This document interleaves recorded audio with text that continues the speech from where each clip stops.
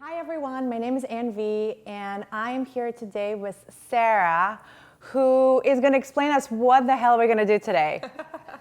Hi, my name is Sara Silverstein, and I am a breathwork guide, and that means we're going to be doing a transformational active style of meditation, which its entire purpose is to have an emotional release. So we're going to get into the nooks and crannies of your deep, dark secrets and perhaps let go of some of them. So I've met you 2 weeks ago, and I was completely blown away because I wasn't sure what to expect, and I was incredibly open and really excited, and what an incredible experience. How did you become breathwork guide? Yes. Yeah, so I started working with a transformational life coach, and she suggested that I try breathwork. Okay, but how did you get to the coach first? Oh, I was in an unhappy relationship, and it was maybe suggested I needed to work on some things. And I started working with this woman, Dana Balicki, who's incredible. The way that you work with Dana, she goes through a book that's been written, so I felt a little bit more grounded with her. Like, she wasn't making anything up. It was going back to a hard text. And the work we were doing was like putting pen to paper, taking a look at these things. How did they make me feel? How did it feel in my body? How did I want to feel afterwards? What was a limiting belief? Like, what was the growing edge of that limiting belief so I could move beyond that? And for me, I'd never looked at anything like that. It never occurred to me that I had limiting beliefs. I didn't even know what that kind of language was. It seemed like a little bit too hippie woo-woo, like I wasn't allowed into that realm, but Dana made it really palatable and easy for me to step into it. For people who are not open, right, who are not there to connect to themselves and to just understand themselves, like what would you recommend? Like, what do you say? Like, how can they start being on that journey? I mean, I wasn't open to it when I started. I went because I wanted to people please, right? And I didn't have an open mind. So I just went in and was like, okay, how can I look to be a part of rather than to separate myself? Because I have tried to separate myself my whole life and it doesn't feel good. So all you really need is an open mind. And I work with a lot of people that are like, I don't know why I'm here. But like, you have to trust that your feet led you here for a reason, and you're gonna have an experience if you decide that you want that.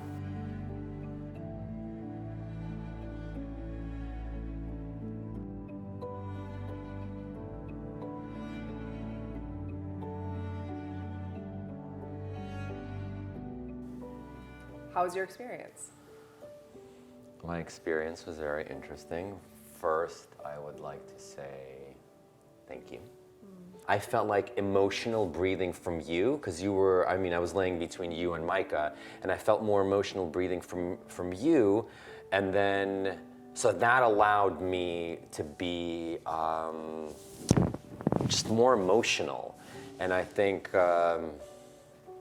and you laying next, were you crying? Right, so you crying helped me,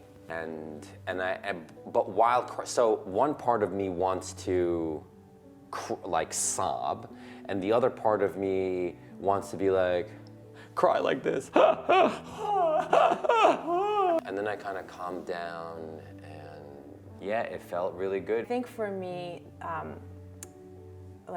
now that this is my second experience, is I think I'm so in control of things all the time, and I want to be in control, that somehow I really just get really connected to the universe. You mean when you're doing this? When I'm doing it, I kind of go out of my body and start flying in the stars in a way, just letting go and just being you don't fucking have to control all the time. You're allowed to be here. You're in the universe. You're just let the fucking shit go, and it will support you and be fine. So every single experience that I've had so far has Reaffirmed that? just reaffirmed that, reaffirmed that it'll be fine. You got it. Universe got you. You just, and then of course you start to notice and being oh my God, I'm holding so much shit that if my hands go like this, that I'm definitely stressing out somewhere deep down inside. So I think Sara, for you, the question is what do you do with all this information? Right? How do you go from there? How do you build on it? Yeah. So everyone's experience is different. You two obviously had two very different experiences, which is my favorite thing. Yeah. There's no way to tell what's going to happen every time. So for me, I'm just going to speak to my experience. Every time I did it, I would understand something a little bit more. So the first time it was oh, my wants and needs aren't being met in my current relationship. what does that look like in the real world? Me asking for what I want and what I need. And if it's not met, perhaps I'm in the wrong partnership. The next one I did was all around my mom. I have a lot of mom issues. And I just felt unloved and unwelcomed by her. And when I left, I was like, okay, so this is a person I've given a title to just because she gave birth to me.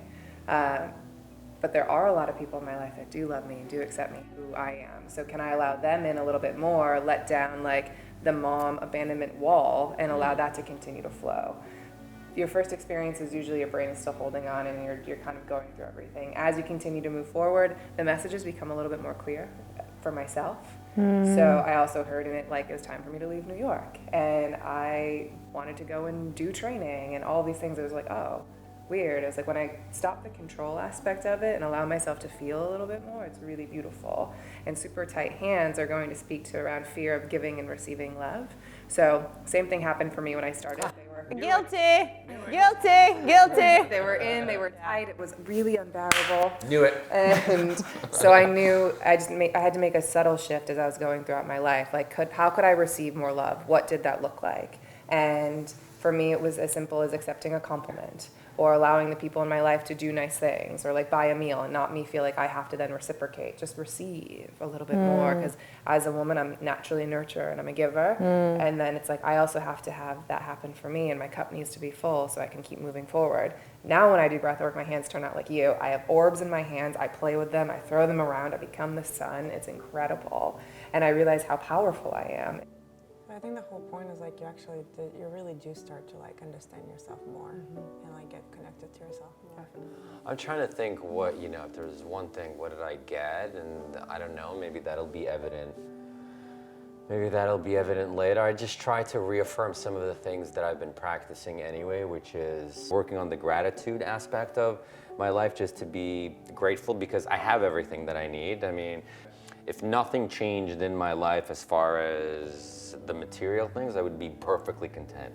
What are you working on? More self-acceptance, I'm sure. A little bit more of a flow in that regard.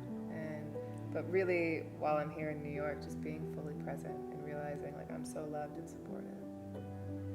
And what are you working on? Oh, what am I working on?